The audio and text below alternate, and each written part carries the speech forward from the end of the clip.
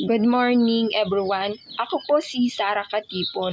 Ito yung business ko, buy and sell. Kapag wala po akong pasok, ito ang aking time para sa aking business. Sa tuwing wala po akong pasok, maaga po akong gumigising at pumupunta po ako sa aming taniman, gulayan at iba pang pong mga gulay. Nag-harvest po kami ng gulay, kasama po yung aking pamilya.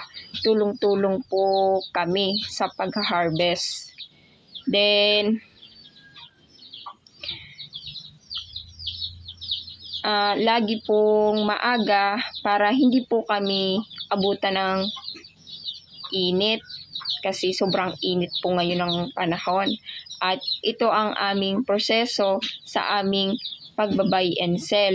Una po na na-harvest namin lahat yung aming gulay, pinipili po namin yung magagandang klaseng gulay, hinihiwalay po namin yon at inaalisan po namin ng reject at minsan dito po binibinta ang kanilang mga gulay kaya binibili din po namin para makadagdag sa pagdi-deliver po namin sa market. Then kailangan po sa mga gulay maayos ang pagkakalagay or pag-iimpake para bilhin po agad at magandang tingnan para maubos agad. Then katulad po ng sitaw, kailangan ilagay po sa malinis na plastic or lalagyan at dapat tama lang ang kanilang butil. Na ibibinta po namin ang sitaw sa halagang 70 bawat kilo at minsan pag mababa ang presyo ay 25 ang bawat kilo minsan. Minsan po kasi madaming sitaw na dagsa sa market at ang iba ay kailangan naman lumako para maibinta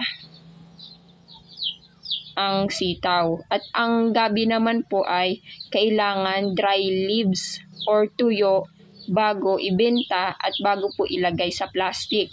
Kailangan po malinis na plastic at kailangan bago ilagay, itali po ng maayos. Dapat hindi po sumisingaw para hindi po biladin ulit.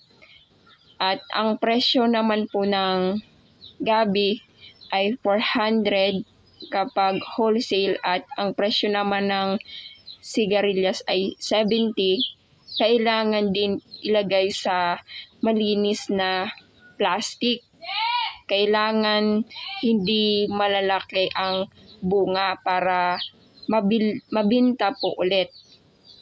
At ang ampalaya naman 70 ang presyo, lalo na pag unang harvest pa lang po kasi mga goods pa po yun. Then, ang upo naman, ang bawat piraso po ay naibibinta po namin sa halagang 20 pesos. Then, ang talong naman po ay 70 ang presyo. Kailangan po ay ilagay po sa malinis na lalagyan at pagkatapos naming mailagay sa mga lalagyan, saka din po naming ibinibinta sa market. Hindi kami po nahihirapan maglako dahil sa madami po ang bumibili ng aming produktong gulay.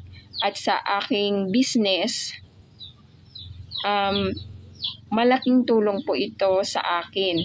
Kahit maliit na puhunan, nagkakaroon po ako ng income at malaking tulong po yun sa akin, hindi lang po sa akin, kundi sa aking pamilya, lalo na sa aking pag-aaral.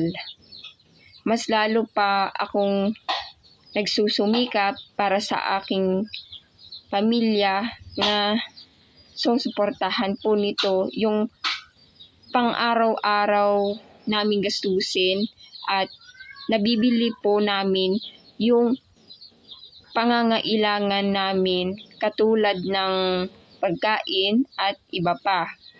Lalo na po sa aking pag-aaral, nakakatulong ito sa pangbaon at pang-araw-araw na pamasahe. Tapos sa aming bahay naman, sa loob ng bahay, nakakabili po kami ng aming pangangailangan sa loob ng bahay kapag kailangan pong magbili.